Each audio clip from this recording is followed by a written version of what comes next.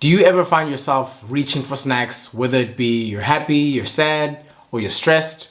Emotional eating is one of the biggest things that plagues people and stops them from reaching their body composition goals. Today we're going to talk about how we can break the cycle and get you to where you need to be. Let's talk about it.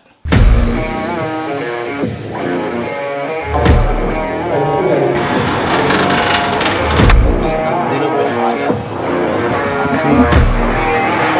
How did you make the cycle than being put?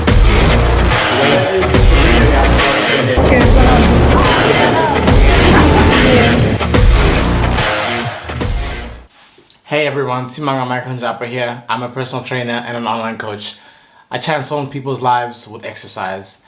Thank you for coming back to the channel. Thank you for watching this video. Please make sure that you like the video as always. Subscribe to the channel if you haven't already.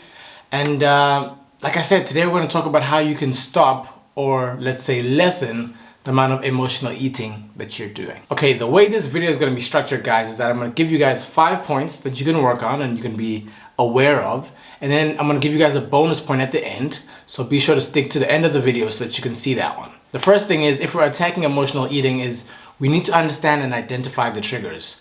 What always gets you in that mode of, I want to emotionally eat now? So whether it be you're bored, you're sad, you're lonely, whatever the trigger is, we need to make some sort of accountability realm for you where you can like either write it down. Some people have a food journal, or you have like little voice notes to yourself, or you ask a friend to help you with it. Whatever it could be, we need to identify the triggers first. Secondly, once we've identified the triggers as to why we emotionally eat, we're sad, we're lonely, we're happy, whatever the case is, now, because we really want to change this behavior, we need to adapt and insert coping mechanisms that are healthier for us overall to replace those habits. And anyone who knows anything about habit stacking and changing habits would, concur with the message that I'm giving now. Is instead of just trying to go cold turkey and cut it completely, try incorporate a healthier habit in that place of, like, let's say you're feeling lonely and that's when you emotionally eat. Instead of feeling lonely and then emotionally eating, when you do feel lonely, maybe go take a walk. Maybe call a friend of yours that you're really fond of, or something else that is healthier for you, objectively speaking, that you can replace that eating you'd be doing in that time window. Number 3, this is one of my favorite points, and this is get rid of temptation. Get rid of the temptation. Make it easier for yourself to succeed, guys. Why would you, let's say if you're, again, emotionally eating, and there's a whole bunch of Smarties. I have a client who's very addicted to Smarties and Coke. You know who you are. But if that is the case and you find yourself emotionally eating and you eat those kind of things, get rid of them.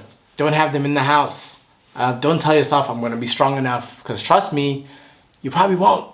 So just get rid of them. Don't let them anywhere near you. And just create a conducive environment for you to hit your goals and succeed in the long run. It's kind of like when you want to be a millionaire and you're surrounded by people who are broke.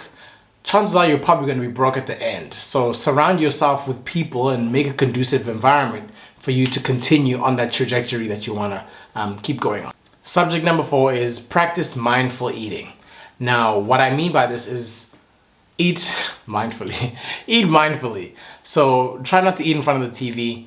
Try not to watch a YouTube video and binge or whatever series, and because chances are you're just going to eat until you finish the plate, and chances are you probably will get full and continue eating, which is not what you want to do. You want to pay attention to how your body's feeling.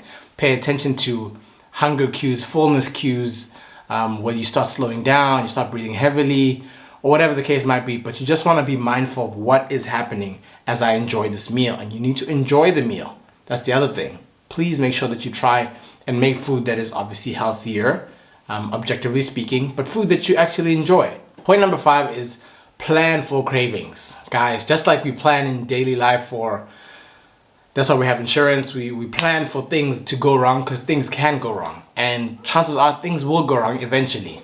You plan for the rainy day, you want to plan for your cravings. Cravings are going to happen, you're going to feel the itch or whatever it is.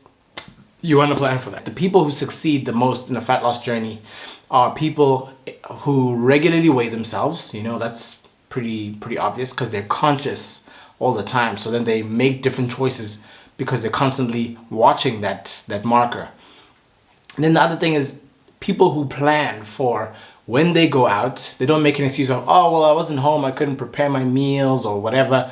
They know they're going to go out. When you have an outing with a friend or whatever the case is, you know you're going to go out. You know you're going to be exposed to food where you don't have 100% control over it. So make sure you have a plan for when that happens. So it's the same thing here. You know cravings are going to happen. You know you're going to want to have those Cheetos or those knickknacks or whatever the case is that are in the cupboard someday. Or when you pass by and you're going home late by the garage and you want to get something. Plan for those. Whether it's when you feel the urge, you call a friend, or you do something for when those days and those feelings, when they hit, so that you're ready. It's not always going to work because you're not, you're human and you're imperfect, but it's gonna be better than when you're freeballing it. And chances are you're gonna fall into temptation when those cravings hit if you do not have a plan. Point number 6, and the last point, is be kind to yourself.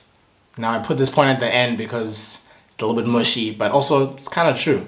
Be kind to yourself. You're not going to get it right all the time. Focus on progression, not perfection. I've been training for 10 years. I've been coaching people for a while now, and I still I don't get it right always, and no one ever does. So it's just about trying to be better than you were before and being honest with yourself on, I'm happy to where I am, like in my journey, but I want more, so I need to do more. If you're, let's say, a little bit overweight or whatever, but you're happy with where you are, relatively speaking, then you don't have to do as much as someone else who wants to continue to get somewhere else. But don't be the person who isn't happy with where they are, but then you're continuously complaining, but you're also not doing the work to get you to where you want to go. Okay, that is the video, guys. Thank you so much for watching. Please make sure you subscribe to the channel as I said. But I hope you guys now understand, just a little bit at least, how emotionally eating can be a hindrance to your goals, but also you kind of have an idea of how to go about it when you're attacking this problem. I also made a video, guys, I'm going to put it up here for you, on 5 fat loss strategies that you can use in your workouts to combat all of the kind of stuff that we talked about today. Please make sure you watch that video. I will see you guys in the next one. Like, share, subscribe, do all that great stuff.